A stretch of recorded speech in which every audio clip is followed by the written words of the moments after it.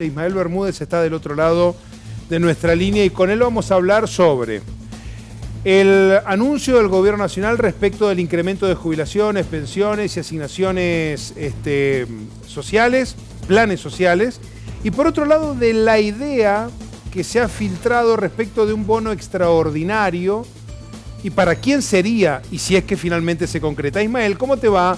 Buenas noches. Hola, ¿qué tal? Buenas noches. Sí, efectivamente. Bueno, en primer lugar, el aumento para marzo, de acuerdo a la nueva fórmula que se aprobó a fines del año pasado, a partir del 1 de marzo, el aumento es del 8,07%. Este es un aumento que va a regir en abril, mayo y junio, porque son aumentos cada 3 meses, y abarca a 18 millones de personas que son jubilados, pensionados, AUH, asignaciones familiares, que están todos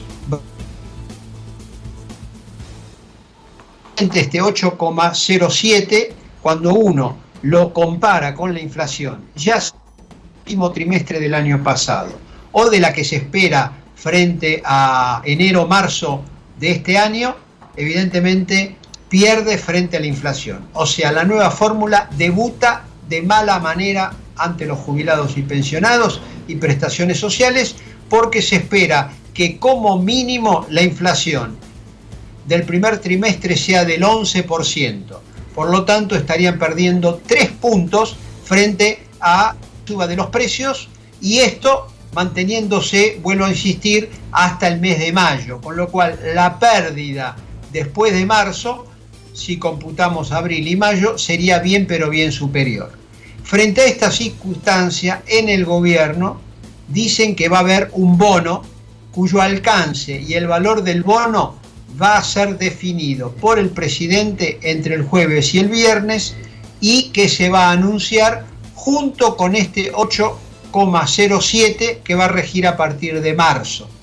Esto es toda, lógicamente, extraoficial, pero de fuentes muy confiables del gobierno. Ismael, tengo una pregunta. De todas maneras, se calcula, no, para cerrar, solamente quiero señalar que se calcula o se estima que ese bono no va a ser para todos los jubilados, sino que va a ser para aquellos que están ganando hasta la jubilación mínima o un poco más de la jubilación mínima y no más.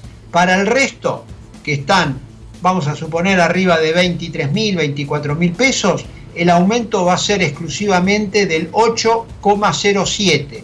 Con lo cual, cuando uno mira lo que pasó en los últimos 3 años, hay una pérdida muy significativa de las jubilaciones y pensiones, porque no olvidemos que hubo una pérdida en el 2018, una pérdida en el 2019, una pérdida en el 2020, diferenciada, donde los que más ganan tuvieron una pérdida muy superior porque tuvieron aumentos inferiores a aquellos que estaban con la jubilación mínima. A eso iba referida mi pregunta. No va a ser para todos, esto es casi un hecho. Yo te pregunto algo. ¿Y el que cobra 26.000 pesos, nada en la abundancia? Porque este 8,07% viene a responder al primer trimestre del año. Pero el segundo incremento será a partir del segundo trimestre, ¿verdad? El próximo incremento, hay 4 aumentos: marzo, junio, septiembre y diciembre. Por lo tanto, hay que esperar hasta junio para el siguiente aumento. Exacto. Cuyo valor va a depender de la evolución de las variables que tienen que ver con la fórmula. Por eso que se los entiende a los jubilados cuando dicen, pero si yo aporté igual que todos. Y en definitiva, a mí también la inflación me carcome la jubilación o la pensión. Reitero, una jubilación de 30.000 pesos, que para muchos puede ser una fortuna, claro, porque hoy ganan 19.000. ¿Vos pensás que nadan en la abundancia? Es ahí donde está el desfasaje. Claro, pero vos calculás lo siguiente: la canasta familiar de pobreza, estoy hablando de pobreza, no una canasta familiar digna, sino de pobreza, canasta familiar, familia tipo con 2 chicos, está en 55.000 pesos, para redondear. Depende de las regiones del país y estuvo aumentando más que la propia inflación por el peso que tienen los alimentos dentro de esa canasta.